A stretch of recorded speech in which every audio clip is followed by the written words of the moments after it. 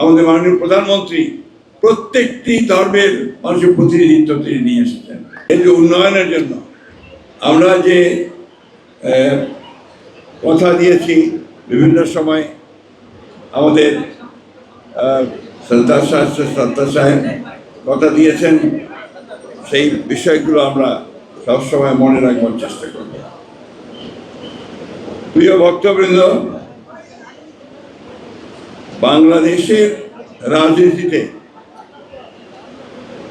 ধর্ম নিয়ে অনেক বিভাজনের সৃষ্টি করা হয়। আমরা আমাদের রাজনীতিতে এই বিভাজন বিশ্বাস করি না।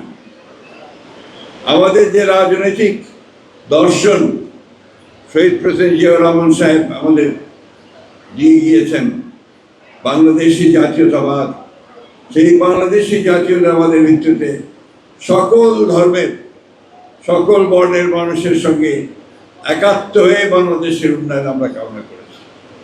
আমাদের দেশনেত্রী বেগম খালেদা জিয়া সেই একইভাবে তিনি সেই রাজনীতিকে এখানে করতে চেয়েছেন।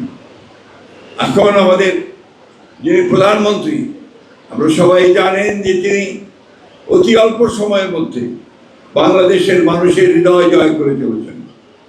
দীর্ঘকাল ফ্যাসিস্ট সরকারের অত্যাচারে নিপীড়িত হয়ে বিদেশে নির্বাসিত অবস্থায় ছিলেন। তারপরে দেশে এসে আপনাদের সহযোগিতায় বাংলাদেশের মানুষের ভালোবাসা নিয়ে তিনি একটা সত্যিকার অর্থেই একটা অবাধ নিরপেক্ষ নির্বাচনের মধ্য দিয়ে সরকার গঠন করার পরে তিনি কাজ করে চলেছেন, এবং তার কাজের প্রধান জায়গাটাই হচ্ছে সাধারণ মানুষের উন্নয়ন।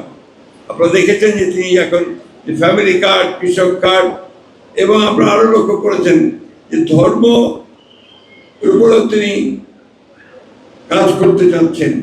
যে সমস্ত ধর্মীয় প্রতিষ্ঠানগুলো আছে, যেমন মুসলমানদের জন্য মসজিদ, তার ইমাম, মুয়াজ্জিম, মন্দিরের পুরোহিত, এবং আপনার বৌদ্ধ মন্দিরের যারা দায়িত্বে থাকেন তারা, এবং একই সঙ্গে চার্চে যারা দায়িত্বে থাকেন তাদেরকে তিনি একটা ভাতার ব্যবস্থা করেছেন, যেটা কখনোই কেউ চিন্তা করতে পারেনি। এইভাবে ধর্মকে সবার মধ্যে যেন সকলে সকলে ধর্ম পালন করতে পারে, সবার মধ্যে তিনি চেয়েছেন যে আমরা বাংলাদেশকে কোনো সুনির্দিষ্ট ধর্মের জন্য এখানে কেউ সুবিধা দিতে না পারে, বাংলাদেশ সবার জন্য কাজ করতে পারে। আপনাদের এখানে আসার আগে আমরা মাননীয় প্রধানমন্ত্রীর নেতৃত্বে আমরা আরেকটা সভাতে আমরা উপনীত হয়েছিলাম। আপনারা জানেন যে এবার মহিলা সংসদ সদস্যদের মধ্যে আপনার আমাদের মাননীয় প্রধানমন্ত্রী প্রত্যেকটি ধর্মের মানুষের প্রতিনিধিত্ব তিনি নিয়ে এসেছেন, এবং আজকে ছিল আপনার সমতল ভূমিতে যারা নৃগোষ্ঠী আছেন তাদের সঙ্গে তিনি বসেছিলেন। তাদের একজন প্রতিনিধি আছেন, আপনারা জানেন যে তিনি মূলত সাঁওতাল সম্প্রদায়ের মানুষ, আন্নামিঞ্জ, এবং আজকে তারাই আজকে বসেছিলেন। সেখানে একইভাবে তিনি বলেছেন যে আমরা প্রত্যেকটি শ্রেণীর উন্নয়নের জন্য, তাদের আর্থসামাজিক ব্যবস্থার পরিবর্তনের জন্য আমরা কাজ করে যাব।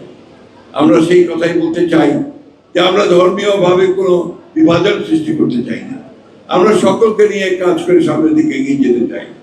দুর্ভাগ্য আমাদের, আমরা 1971 সালের স্বাধীনতা যুদ্ধে আমরা যখন একসাথে যুদ্ধ করে লড়াই করে হিন্দু, মুসলমান, বৌদ্ধ, খ্রিস্টান এই দেশটা স্বাধীন করেছিলাম, সেই যে বোধ, সেই বোধটাকে একটা বিশেষ অপশক্তি বারবার আঘাত করার চেষ্টা করেছে। আজকেও সেটা আছে।